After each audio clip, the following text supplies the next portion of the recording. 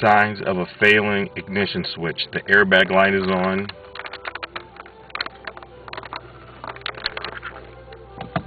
The horn doesn't work.